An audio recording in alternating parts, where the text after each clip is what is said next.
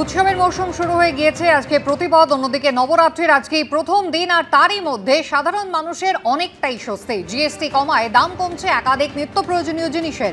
Condense milk, মাখন, ঘি, তেল, চিজ সহ দুগ্ধজাত পণ্যের ওপর জিএসটি 12% থেকে কমিয়ে করা হয়েছে 5%।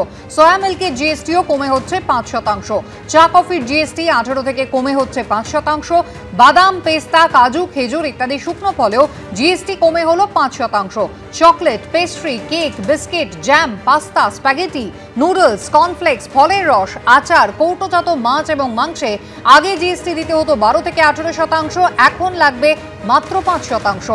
অন্যদিকে প্যাকেটজাত পনির বা ছানা, টেট্রা প্যাক দুধ, চাপাতি, পিৎজার ওপর থেকে আর কোনো জিএসটি লাগবে না।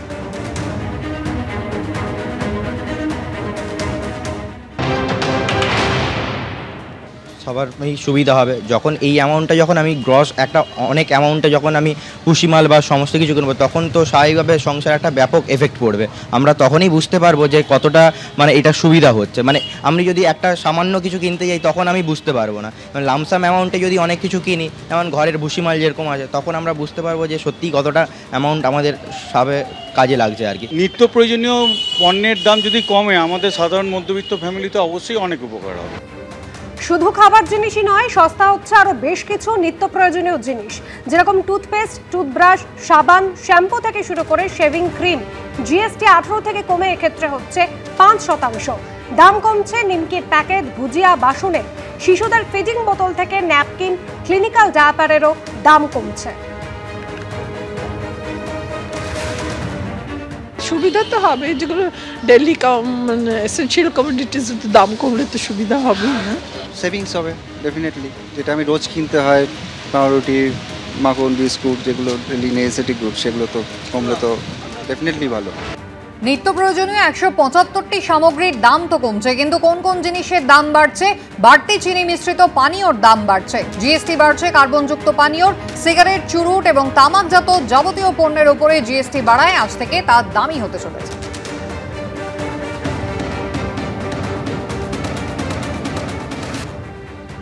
নতুন হারে জিএসটি চালু হচ্ছে এবং তারপরে দাম কমছে 175টি নিত্য প্রয়োজনীয় জিনিসের। একই সঙ্গে সস্তা হচ্ছে বেশ কিছু জীবনদায়ী ওষুধ এবং চিকিৎসা সরঞ্জাম। 5 থেকে 12% করের আওতায় থাকা ক্যান্সারের ওষুধ এবং বেশ কিছু বিরল রোগের ওষুধে এখন থেকে আর কোনো কর লাগবে না। 12 থেকে 18% স্ল্যাবে থাকা ওষুধ এবং চিকিৎসা সরঞ্জামে কর লাগবে 5%।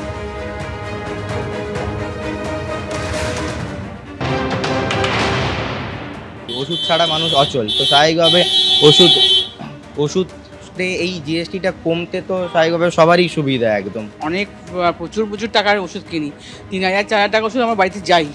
হ্যাঁ, তা অত সেটা যদি কমে খুব ভালো হয়, সব দিকে উপকার হয়। অল্প খেয়ে বেঁচে থাকতে পারবো, কিন্তু ওষুধ ছাড়া আমরা বাঁচবো কি করে? সরকার এই ব্যবস্থা নিয়েছে, এটা আমাদের জন্য খুব ভালো।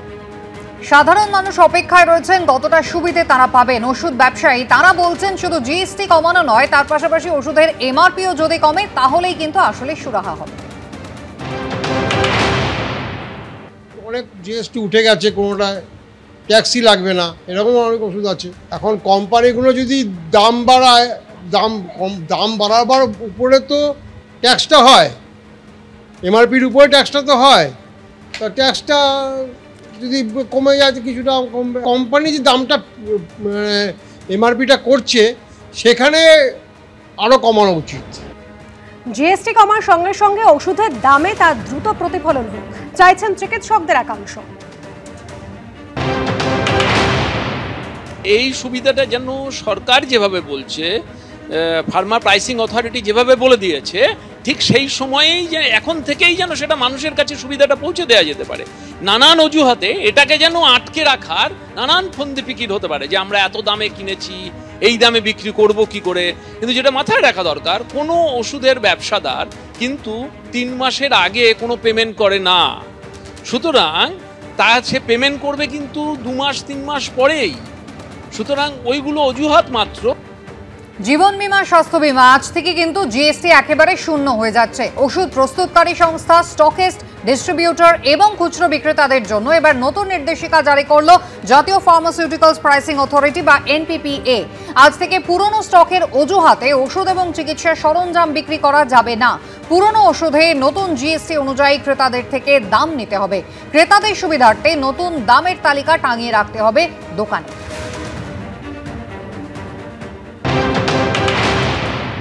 কম্পিউটার আছে যাদের চেঞ্জিং হচ্ছে, আর যাতে সফটওয়্যার যাদের নেই রিটেল বন্ধুদের, তাদের যাতে অসুবিধা না হয়, আমরা একটা স্টিকার দিয়ে দিচ্ছি যে এমআরপিটা কত পার্সেন্টেজ কমছে এই স্ট্যাটাসে, সেটা আমরা প্রত্যেক দোকানে টাঙিয়ে রাখবে, ম্যানুয়ালি যাতে তারা হিসেব করে বেচে সেই নির্দেশ দেওয়া হয়েছে। যে গাইডলাইন দিয়েছে এনপিপি মানে ন্যাশনাল প্রাইস অথরিটি, সেটা আগামীকাল থেকে 22শে সেপ্টেম্বর থেকে আমাদের প্রত্যেকটা ওষুধেরই দাম কমাতে হবে।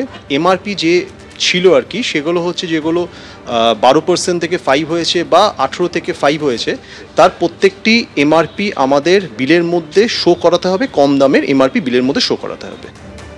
দুর্গাপুজোর আগে কিছুটা স্বস্তি সাধারণ মানুষের, কিন্তু দুর্গাপুজো ঘিরেও তপ্ত হলো বঙ্গ রাজনীতি।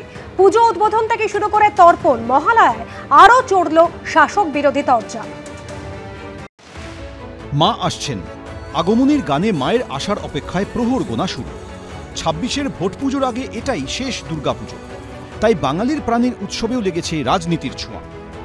শনিবার বৃষ্টি মাথায় নিয়ে শারদোৎসবের সূচনা করেন মুখ্যমন্ত্রী, তবে জানিয়ে দেন এ শুধুমাত্র মণ্ডপের উদ্বোধন। কালকে মহালয়া মাতৃতর্পণ হবে। মাতৃতর্পণের আগে আমি পূজা মাতৃমূর্তি উদ্বোধন করি না, মহালয়ার দিন থেকে করি। আজকে আমি প্যান্ডেল উদ্বোধন হিসেবে এসেছি। এদিকে মহালয়া উপলক্ষে কাঁথিতে হাজার শঙ্খধ্বনিতে দেবীপক্ষের সূচনা করে মুখ্যমন্ত্রীকে নিশানা করেন শুভেন্দু অধিকারী।